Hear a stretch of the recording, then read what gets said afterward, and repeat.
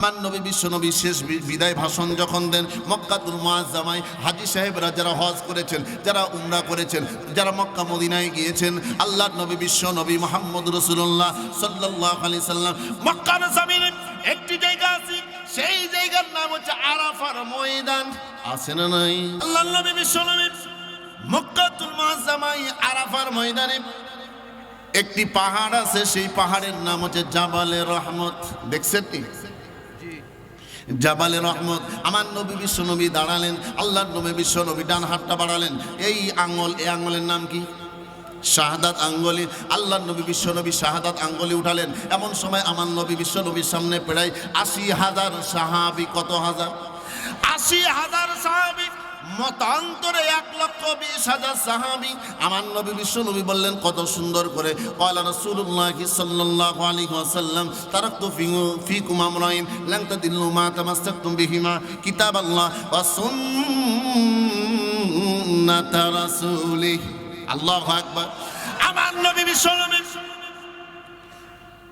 ৮০,০০০ মতান্তরে ১,২০,০০০ সাহাবীর সামনে আমার নবী স্পষ্টভাবে বললেন, আমার উম্মতেরা কখনো ধ্বংসের পথে যাবে না, আমার উম্মতেরা কখনো বিপদের পথে যাবে না, আমার উম্মতেরা কখনো জাহান্নামের পথে যাবে না, আমার উম্মতেরা কখনো পথভ্রষ্ট হবে না, যদি আমার উম্মতেরা দুইটা জিনিসকে আঁকড়ায় ধরে। একটার নাম হচ্ছে কিতাব আল্লাহ, আল্লাহর কিতাব, তার নাম আল কুরআন। ২ নম্বর হচ্ছে আর সুন্নাত রাসূলি। আমার নবী মুহাম্মদুর রাসূলুল্লাহ সাল্লাল্লাহু আলাইহি সাল্লামের সুন্নাহ। সুন্নাহ কাকে বলা হয়? আমার নবী ৬৩ বছরের জিন্দেগিতে কিভাবে কথা বলেছেন, কিভাবে চলেছেন, আমার নবী কিভাবে ব্যবহার আচরণ করেছেন, আমার নবী বিশ্বনবী কিভাবে খাবার খেয়েছেন, আমার নবী কিভাবে মার খেয়েছেন, আমার নবী কিভাবে এরকমভাবে রাষ্ট্র পরিচালনা করেছেন, আমার নবী কিভাবে দিন প্রচার করেছেন, এই সমস্ত বিষয় আমাদেরকে মেনে নিতে হবে।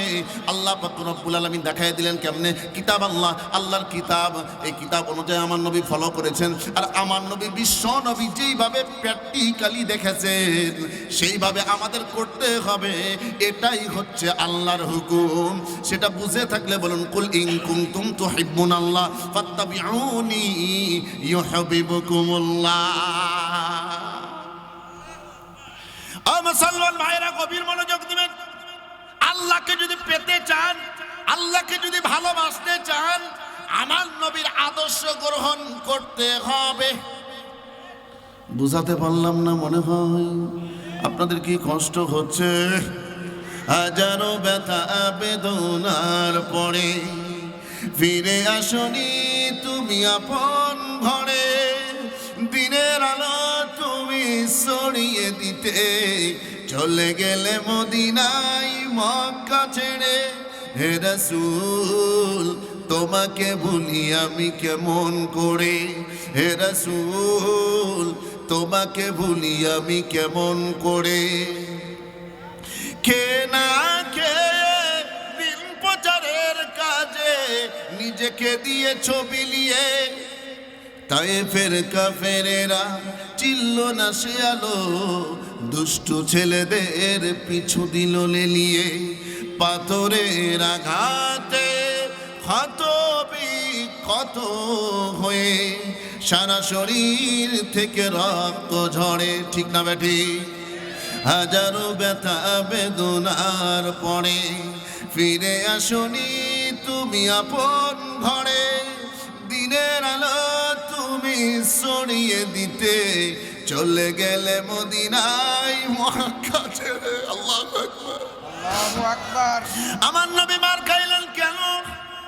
তায়েফের ময়দানে আমার নবী যখন গেলেন দাওয়াত দিবেন, আমার নবী বিশ্ব নবীকে সবচেয়ে বেশি কষ্ট দিয়েছে একজন ওয়াকিল নামক একজন কাফের ছিল। সে ছোট ছোট বাচ্চাদেরকে ডাক দিয়ে বলে, শোনো শোনো শোনো, তোমাদেরকে চকলেট দেই, তোমাদেরকে মিষ্টি দেই, তোমাদেরকে খেজুর দেই, তোমাদেরকে একটা কাজ দিলাম। বলে কি কি আমাদের কাজ? বলেন বলেন বলেন চাচাজি। বলে উমুক ব্যক্তি দেখা যায়, তার নাম হচ্ছে মোহাম্মদ, সে পাগল মানুষ, তাকে পাথর দিয়ে কঙ্কর দিয়ে তাকে আঘাত করো। আল্লাহ নবী বিশ্ব নবীকে পাথর দিয়ে আঘাত করা হলো। আমার নবী বিশ্ব নবীর মাথা থেকে পা পর্যন্ত ক্ষত বিক্ষত হয়ে রক্ত ছুঁয়ে ছুঁয়ে পড়ে। আমার নবী বিশ্ব নবীর দুই চোখের পানি কোনা দিয়ে চুয়ে চুয়ে পড়ে। আমার নবী বিশ্বনবী কাঁদে। জিবরাইল আমিনকে আল্লাহ পাঠিয়ে দিলেন। জিবরাইল আমিন আসার পরে বলেন, ইয়া রাসূলুল্লাহ। জিবরাইল আমিন বলেন, ইয়া রাসূলুল্লাহ, ইয়া হাবিবাল্লাহ, আপনাকে এত কষ্ট দিয়েছে এই কাফের বেঈমানেরা, আপনি খালি একবার অর্ডার করেন, আপনি খালি একবার অর্ডার করেন, আল্লাহ যে আমাকে 600 নূরের পাখা দিয়েছে, একটা পাখা দিয়ে নাড়া দিব, পুরা মক্কাবাসী, পুরা এই দেশবাসী, তায়েফবাসী মাটির সাথে মিশে যাবে। আমার নবী সঙ্গে সঙ্গে উত্তর দিলেন, ওরে জিবরাইল, না না না, আমি যদি এই বদদুয়া করি আর তুমি যদি তোমার নূরের পাখা দিয়ে যদি তুমি একটা নাড়া দাও, সকলে যদি মারা যায়, আমি কার কাছে দাওয়াত বলি? আমার নবী আল্লাহর কাছে দোয়া করেন, আল্লাহ এরকম আমি চাই না, তবে আল্লাহ তোমার কাছে দোয়া করি, আল্লাহ গো তুমি সকলকে আল্লাহ তুমি হেদায়েত দান করো। ও মুসলমান ভাইরা, আপনাদেরকে বলতে চাই, বর্তমানে কি নবী আসেনি? আরে ভাই কথা বল না কেন? আল্লাহ নবী, বিশ্ব নবী মসজিদে নববীতে বসে আছেন। একজন সাহাবী আসলেন, আসার পরে বলেন, ইয়া রাসূলুল্লাহ, ইয়া হাবিবাল্লাহ, আপনার চেহারার দিকে তাকালে আমার চোখের গুনাহ মাফ হয়ে যায়, আপনাকে ভালোবাসলে শরীরের গুনাহ মাফ হয়ে যায়, আপনাকে যদি বুকে যদি জড়িয়ে ধরি বুকের গুনাহ মাফ হয়ে যায়। ইয়া রাসূলুল্লাহ, ইয়া হাবিবাল্লাহ, আপনি যখন থাকবেন না এরকম ফজিলত এরকম কেমনে পাবো? আমার নবী বিশ্বনবী বলেন, ক্বালা রাসূলুল্লাহ সাল্লাল্লাহু আলাইহি ওয়াসাল্লাম, ইন্নাল উলামা ওয়ারাসাতুল আম্বিয়া, নিশ্চয় যারা আলেম ওলামা তারা নাইবে নবী। বর্তমানে নবী নাই, কিন্তু আলেম আছে না নাই? আমার নবী বলেন, আমি নবী যখন থাকবো না, আলেম ওলামা তারাই হবে নাইবে নবী, আমি নবীর দায়িত্ব তারা পালন করবে। আর তোমরা আলেমদের চেহারার দিকে যদি তাকাও, ক্বালা রাসূলুল্লাহ সাল্লাল্লাহু আলাইহি ওয়াসাল্লাম, মান সাফানি মান ফাকাদ সাফানি ওয়া মান সাফানি কানা মাই ফিল জান্নাহ। আমার নবী বলেন, একজন আলেমের সাথে মুসাফা করবা, আমি বিশ্ব নবীর সাথে মুসাফা করা।